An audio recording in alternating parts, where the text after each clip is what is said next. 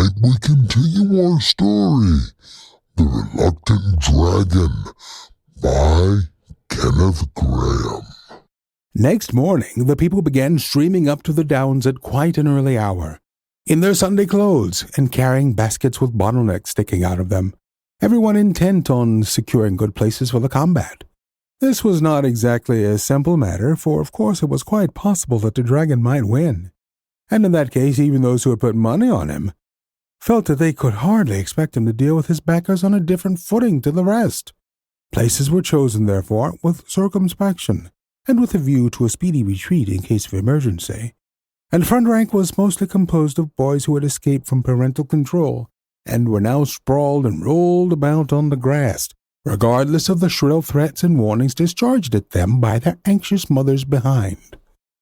The boy secured a good front place, well up toward the cave, and was feeling as anxious as a stage manager on the first night. Could this dragon be depended upon?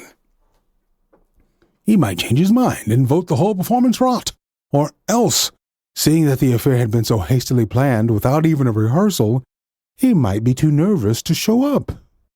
The boy looked narrowly at the cave, but it showed no sign of life or occupation. Could the dragon have made a moonlight flitting? The higher portions of the ground were now black with sightseers, and presently a sound of cheering and a waving of handkerchiefs told that something was visible to them which the boy, far up towards the dragon end of the line as he was, could not yet see. A minute more, and St. George's red plumes topped the hill, as the saint rode slowly forth on the great level space which stretched up to the grim mouth of the cave. Very gallant and beautiful he looked on his tall war-horse, his golden armor glancing in the sun, his great spear held erect, the little white pennon, crimson-crossed, fluttering at its point. He drew rein and remained motionless. The lines of spectators began to give back a little, nervously, and even the boys in front stopped pulling hair and cuffing each other, and leaned toward expectant. "Now then, dragon," muttered the boy, impatiently, fidgeting where he sat. He need not have distressed himself, had he only known.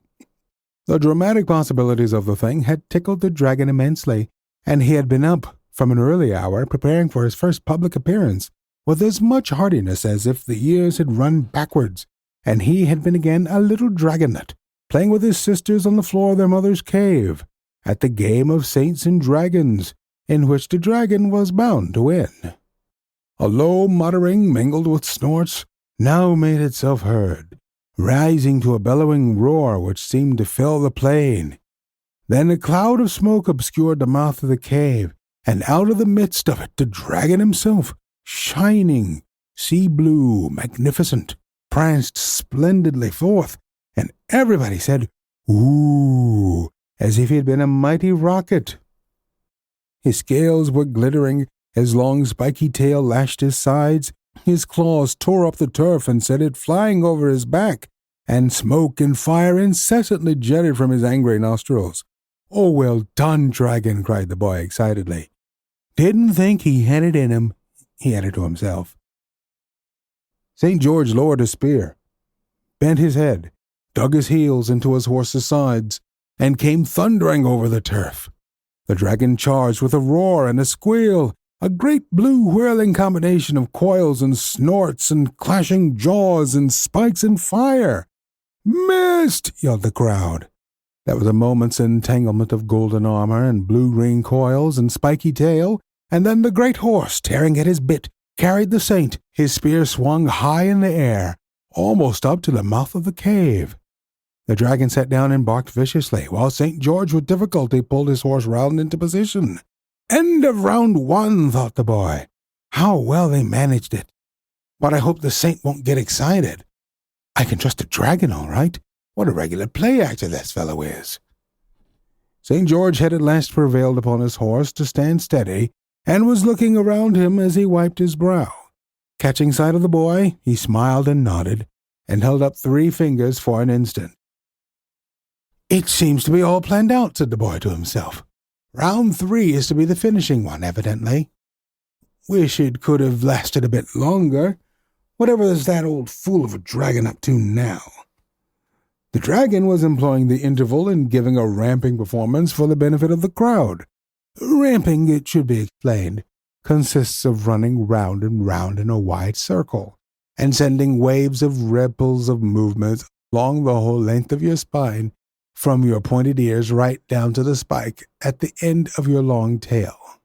When you are covered with blue scales, the effect is particularly pleasing, and the boy recollected the dragon's recently expressed wish to become a social success. St. George now gathered up his reins and began to move forward, dropping the point of his spear and settling himself firmly in the saddle.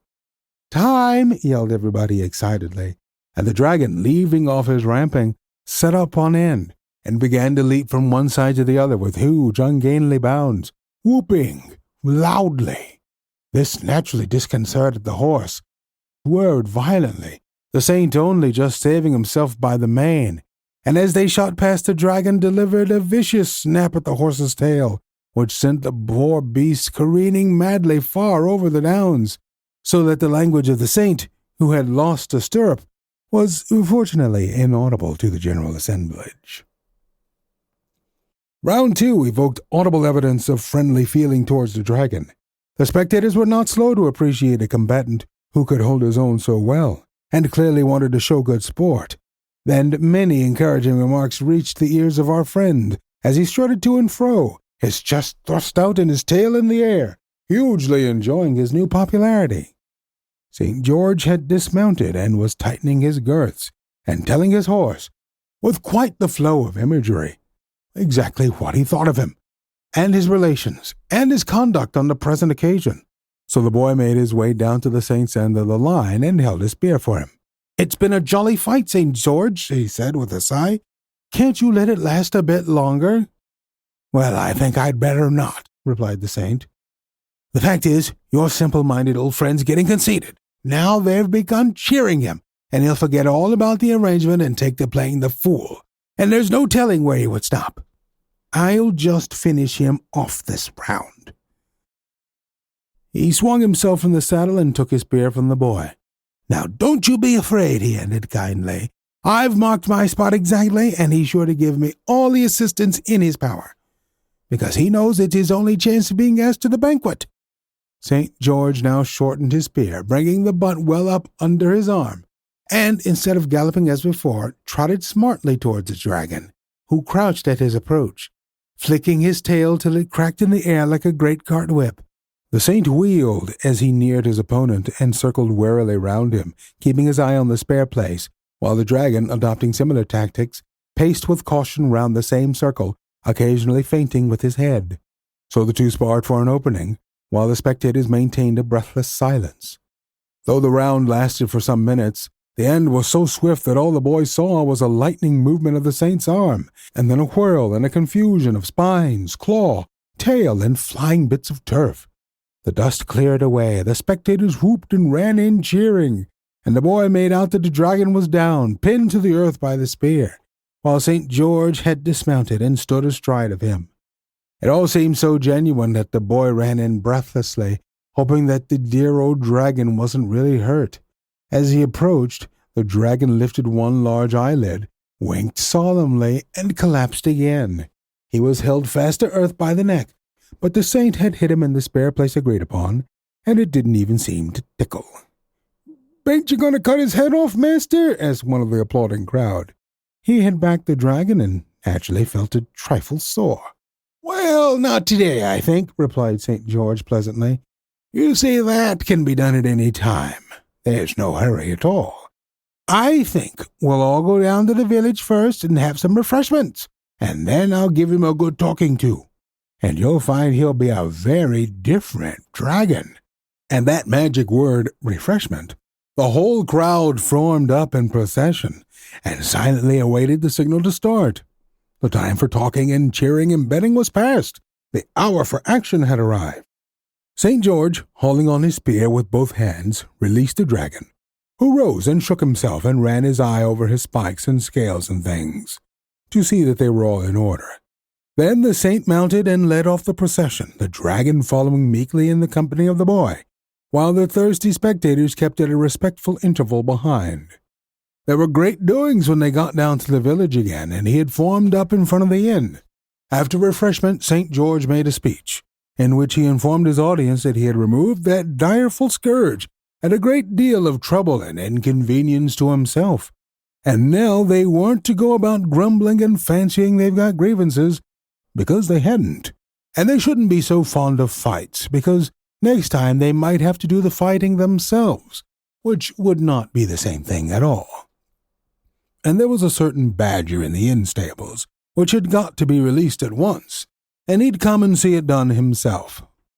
Then he told them that the dragon had been thinking over things, and saw that there were two sides to every question, and he wasn't going to do it any more, and if they were good, perhaps he'd stay and settle down there. So they must make friends, and not be prejudiced, and go about fancying they knew everything there was to be known, because they didn't, not by a long way. And he warned them against the sin of romancing and making up stories and fancying other people would believe them, just because they were plausible and highly woven. Then he sat down amidst much repentant cheering, and the dragon nudged the boy in the ribs and whispered that he couldn't have done it better himself. Then everyone went off to get ready for the banquet. Banquets are always pleasant things, consisting mostly, as they do, of eating and drinking. But the especially nice thing about a banquet is that it comes when something's over, and there's nothing more to worry about, and tomorrow seems a long way off.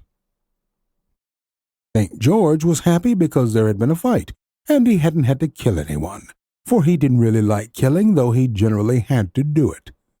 The dragon was happy because there had been a fight, and so far from being hurt in it, the dragon was happy because there had been a fight, and so far from being hurt in it, he had won popularity and a sure footing in society. The boy was happy because there had been a fight, and in spite of it all, his two friends were on the best of terms. And all the others were happy because there had been a fight, and, well, they didn't require any other reasons for their happiness.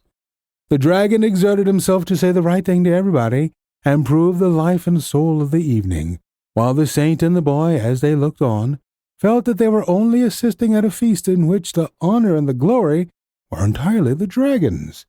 But they didn't mind that, being good fellows, and the dragon was not in the least proud or forgetful. On the contrary, every 10 minutes or so he leant over towards the boy and said impressively, "Look here, you will see me home afterwards, won't you?" And the boy always nodded, though he had promised his mother not to be out late. At last the banquet was over. The guests had dropped away with many good nights and congratulations and invitations, and the dragon, who had seen the last of them off the premises, emerged into the street followed by the boy, wiped his brow, sighed, sat down in the road and gazed at the stars. "Jolly night it's been," he had murmured. "Jolly stars. Jolly little place, this. Think I shall just stop here. Don't feel like climbing up any beastly hill. Boy's promised to see me home. Boy, had better do it, then. No responsibility on my part. Responsibility all the boys." And his chin sank on his broad chest, and he slumbered peacefully. "Oh, get up, dragon!" cried the boy piteously. "You know my mother's sitting up, and I'm so tired, and you made me promise to see you home. I never knew what it meant, or I wouldn't have done it." And the boy sat down in the road by the side of the sleeping dragon and cried. The door behind them opened. A stream of light illumined the road, and St. George, who had come out for a stroll in the cool night air, caught sight of the two figures sitting there, the great motionless dragon and the tearful little boy. "What's the matter, boy?" he inquired kindly, stepping to his side. "Oh, it's this great lumbering pig of a dragon," sobbed the boy. "First he makes me promise to see him home, and then he says I'd better do it, and then goes to sleep. Might as well try to see a haystack home. And I'm so tired. And mother's—" Here he broke down again. "Now, don't you take on," said St. George. "I'll stand by you, and we'll both see him home.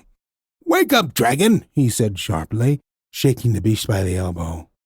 The dragon looked up sleepily. "What a night, George," he murmured. "Now, look here, dragon," said the saint firmly. "Here's this little fellow waiting to see you home. And you know he ought to have been in bed these 2 hours, and what his mother will say I don't know. And anybody but a selfish pig would have made him go to bed long ago. And he shall go to bed, cried the dragon, starting up. Poor little chap! Only fancy his being up at this hour. It's a shame, that's what it is. And I don't think, St. George, you've been very considerate. But come along at once, and don't let us have any more arguing or shilly-shallying. You give me hold of your hand, boy. Thank you, George. An arm up the hill is just what I wanted. They set off up the hill arm in arm, the saint, the dragon, and the boy. The lights in the little village began to go out, but there were stars and a late moon as they climbed to the downs together. And as they turned the last corner and disappeared from view, snatches of an old song were borne back on the night breeze. I can't be certain which of them were singing, but I think it was the dragon. Here we are at your gate, said the man, abruptly laying his hand on it. Good night. Cut along in sharp, or you'll catch it. Could it really be our own gate? Yes, there it was, sure enough, with the familiar marks on its bottom bar made by our feet when we swung on it. Oh, but wait a minute, cried Charlotte. I want to know a heap of things. Did the dragon really settle down? And there isn't any more of that story, said the man, kindly but firmly. At least not tonight. Now, be off. Goodbye. Wonder if it's all true, said Charlotte, as we hurried up the path. Sounded dreadfully like nonsense in parts. Perhaps it's true for all that, replied encouragingly. Charlotte bolted in like a rabbit out of the cold and the dark, but I lingered a moment in the still frosty air, for a backward glance at the silent white world without, ere I changed it for the land of firelight and cushions and laughter. It was a day for choir practice, and carol time was at hand, and a belated member was passing homewards down the road, singing as he went. Then St. George, he made reverence in the stable so dim, oh, vanquish the dragon so fearful and grim, so grim and so fierce, that now may we say, all peaceful is our waken on this very day. The singer receded, the carol died away, but I wondered with my hand on the door latch whether that was the song or something like it that the dragon sang as he toddled contentedly up the hill. Sometimes people are looking for a fight, and that's all they want. Nothing will satisfy them but. And sometimes you gotta give it to them. Just not in the way that they want. I'll tell you what I do want is a great deal. Perhaps from Amazon.com. Everything from A to Z, right in their name. Enter BVJ in the promo code and it will do absolutely nothing because this is not a sponsored read. I want to remind you that we are always looking for great public domain stories to feature on the podcast. If you know of one, please email me, bigvoicej@gmail.com. Don't forget to leave us a review on iTunes. It helps to spread the word that we're putting people to sleep. It helps to spread the word that we're putting people to sleep each and every night. We now have a YouTube channel, tiny.cc/BVJ Bedtime. Thank you so much for listening. Good night. We'll continue with our story on our next episode. I want to remind you that we're always on the lookout for great public domain stories like this one to feature on the podcast. If you know of any, please let us know. bigvoicej@gmail.com. Don't forget to leave us a review on iTunes. It helps to spread the word that we're putting people to sleep each and every single night. We also have a YouTube channel, tiny.cc/BVJ Bedtime. Thank you so much for listening. Good night.